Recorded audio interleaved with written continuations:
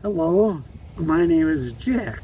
I am Nate's grandfather. He calls me Grandpa. And I am 82. When I was very young, my uncle, who was my godfather, introduced me to plants. We walk around the yard. One time, he showed me this plant. It's called a sensitive plant. And when you touch it, it seems to just close up. And it was so fascinating. And we had flowers around the yard. I gardened when I was living at home, and so that started in my, I would say, early teens, 11, 12 maybe. I would do tomato plants and vegetables then. Giving 82, it's 70 years.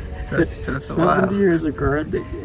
But to me, it's not a chore. It's just a pleasure. The first 10 years we lived here, the children were very young, but I would have a good garden in the back before all the trees took over.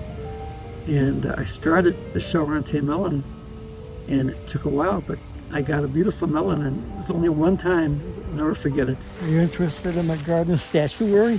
I love it. I'll show it to you. This one here is made in some sort of hiding snow. This is Buddha.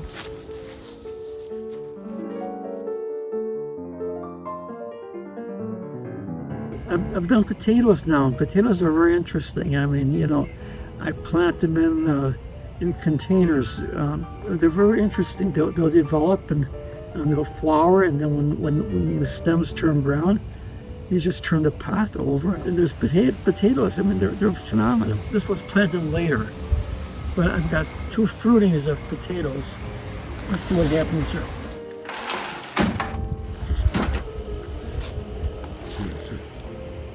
These are small because this was a late planting, but that's what you get. Again, this is the least of the ones that I planted. Let's see, it makes the soil beautiful. One of my favorite flowers is a peony.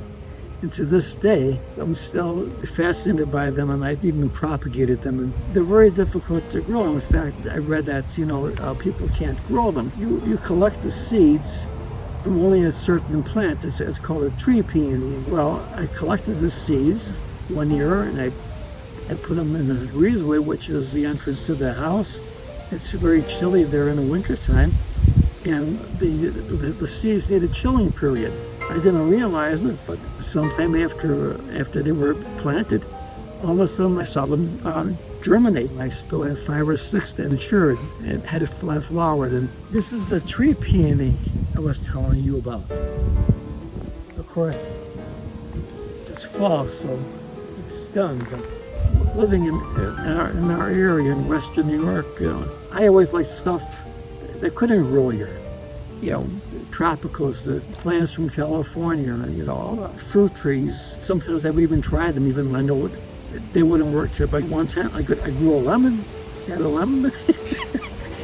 We would go to Florida in the wintertime. We would bring plants here to keep them in the summer. So I actually had a lemon tree that fruited here.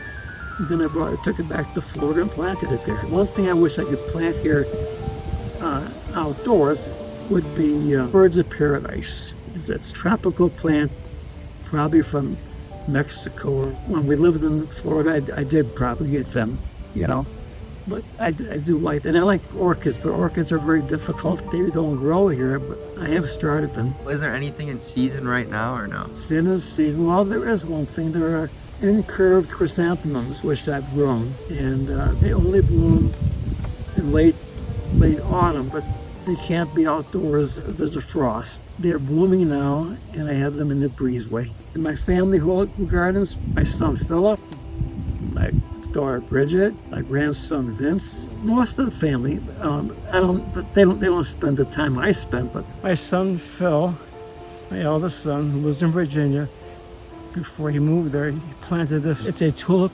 poplar. It was a sapling, and look at the size of it. It must be 80 feet tall. I don't know if I inspired them. I mean, probably because I'm always out here doing something, and to get my attention, they have to be interested.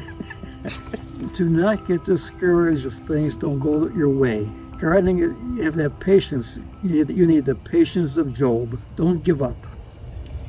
Don't give up.